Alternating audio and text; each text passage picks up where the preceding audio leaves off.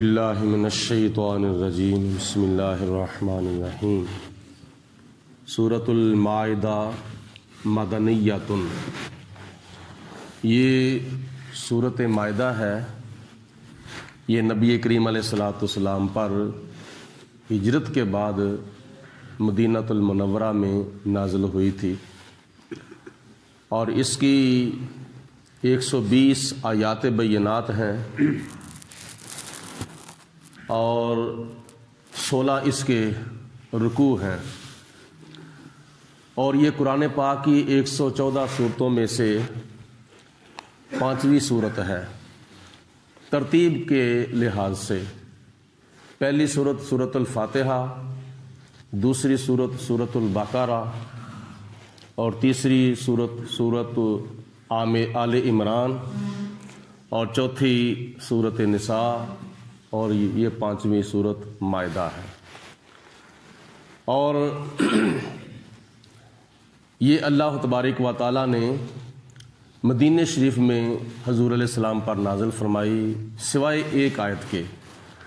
وہ آیت حجۃ الوداع کے موقع پر 9 ذی الحجہ کو میدان عرفات میں جب نبی پاک علیہ الصلوۃ والسلام نے خطبہ حجۃ الوداع ارشاد فرمایا، اس کے بعد یہ آیت نازل ہوئی تھی، الیوم اکملت لکم دینکم واتممت علیکم نعمتی ورضیت لکم الاسلام دینا۔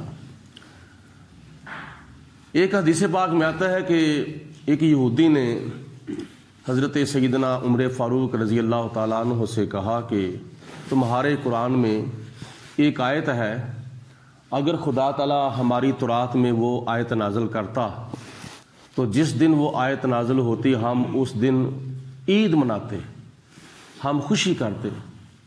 تو آپ نے فرمایا وہ کون سی آیت ہے؟ تو اس نے کہا کہ تمہارے قرآن میں ایک آیت ہے، الیوم اکملت لکم دینکم واتممت علیکم نعمتی ورضیت لکم الاسلام دینا۔ تو جناب فاروق اعظم رضی اللہ تعالیٰ عنہ نے فرمایا کہ جس دن ہمارے آقا مولا ملجا و ماوا، بے سہاروں کے سہارا، بے چاروں کے چارہ حضرت محمد مصطفیٰ صلی اللہ علیہ وسلم پر یہ آیت مبارکہ نازل ہوئی تھی، اس دن ہماری پہلی 2 عیدیں تھیں، ایک یوم جمعہ اور ایک یوم عرفہ۔ یعنی جمعے والے دن نبی پاک علیہ الصلوۃ والسلام نے خطبہ حجۃ الوداع ارشاد فرمایا تھا، جو کہ 9 ذی الحجہ کو وہ جمعہ شریف آیا تھا۔ یہ سورۃ مائدہ کی فضیلتوں میں سے ایک فضیلت ہے۔ اب اللہ کا نام لے کر اس سورت کا آغاز کرتے ہیں مختصر وقت میں۔ بسم اللہ الرحمن الرحیم، اللہ کے نام سے شروع جو بڑا مہربان نہایت رحم کرنے والا ہے۔ یا ایھا الذین آمنوا، اے ایمان والو، اوفوا بالعقود، اپنے کیے ہوئے وعدے پورے کرو۔ یعنی جو وعدہ تم نے اللہ تعالیٰ کے ساتھ کیا ہے وہ بھی پورا کرو، جو رسول اللہ صلی اللہ علیہ وسلم کے ساتھ وعدہ کیا ہے وہ بھی پورا کرو، اور جو تم نے آپس میں وعدے کیے ہیں وہ بھی پورے کرو۔ بیوی خامد کے ساتھ وعدہ کرتی ہے، خامد بیوی کے ساتھ وعدہ کرتا ہے، تو اس وعدے کو بھی پورا کر کے رکھے۔ اللہ تعالیٰ کی ذات بابرکات کے ساتھ جو ہم نے وعدے کیے ہیں، ان وعدوں میں سے ایک وعدہ یہ ہے کہ روز ازل میں اللہ تعالیٰ نے تمام ارواح کو جمع کر کے فرمایا تھا، الست بربکم، کیا میں تمہارا رب نہیں ہوں؟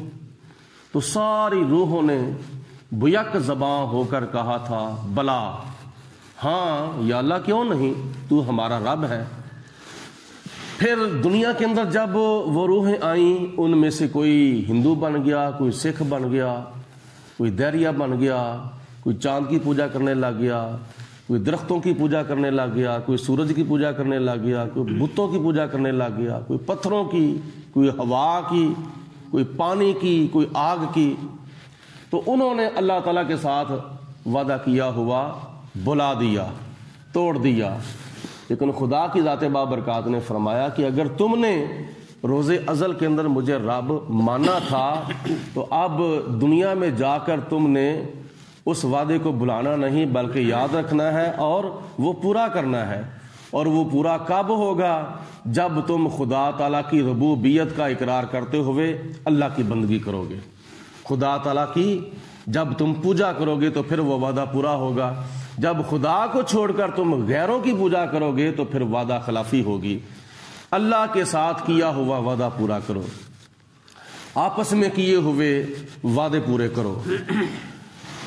آگے اللہ تعالیٰ نے فرمایا احلت لکم، تمہارے لیے حلال کیے گئے ہیں بہیمۃ الانعام، بے زبان جانور، مویشیوں میں سے کچھ چوپائے اللہ تعالیٰ کی ذات نے تمہارے لیے حلال فرمائے ہیں، مثلا اونٹ مذکر ہو یا مؤنث، بیل مؤنث ہو یا مذکر، اور اسی طرح بھینس مؤنث ہو یا مذکر، بیل مؤنث ہو یا مذکر، بکرا بکری، چھترا دمبا بھیڑ، یہ اللہ تعالیٰ کی ذات نے جانور تمہارے لیے حلال فرمائے ہیں۔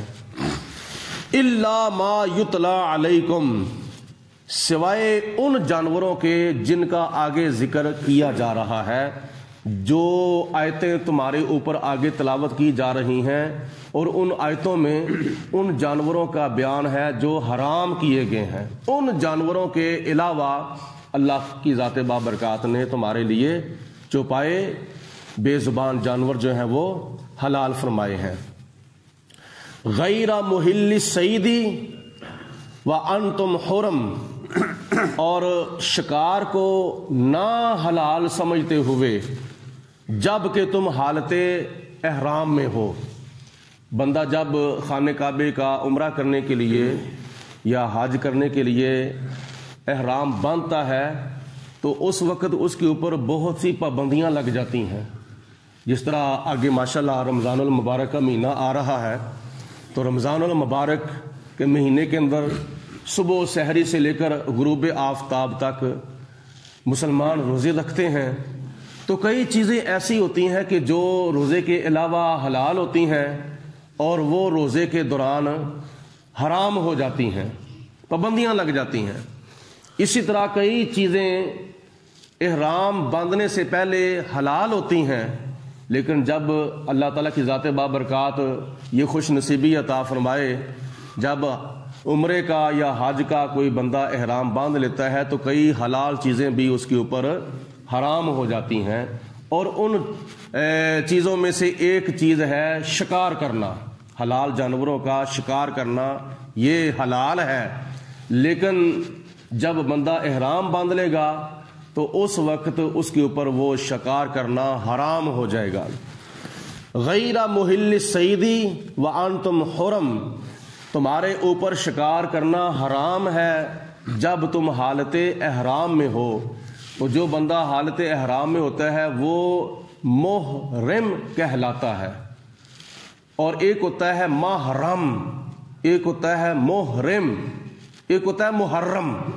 محرم تو مہینہ ہے اسلامی سال کا پہلا، محرم الحرام، اور محرم وہ ہوتا ہے کہ جو ایک خاتون کا محرم جب حج کرنے کے لیے یا عمرہ کرنے کے لیے ساتھ جاتا ہے تو وہ اللہ تعالیٰ کی ذات بابرکات نے عورت کو حکم دیا ہے کہ بغیر محرم کے تو حج عمرے پہ نہیں جا سکتی۔ اس کا سگا بھائی ہو، اس کا بیٹا ہو، اس کا باپ ہو، یا اس کا بھتیجا ہو، بھانجا ہو، نزدیک کا دور کا نہیں، یا اس کا خامد ساتھ ہو، یہ محرم افراد ہیں۔ غیر محرم کے ساتھ عورت حج عمرے پہ نہیں جا سکتی۔ اور ایک ہوتا ہے محرم۔ محرم وہ ہوتا ہے کہ جو حج یا عمرے کا احرام باندھ لے، اس کو شریعت کی اصطلاح میں محرم کہتے ہیں۔ تو اللہ تعالیٰ کی ذات بابرکات نے فرمایا کہ خشکی کا جو شکار ہے وہ حالت احرام میں نہیں کیا جا سکتا، ہاں دریا کا جو شکار ہے وہ کیا جا سکتا ہے۔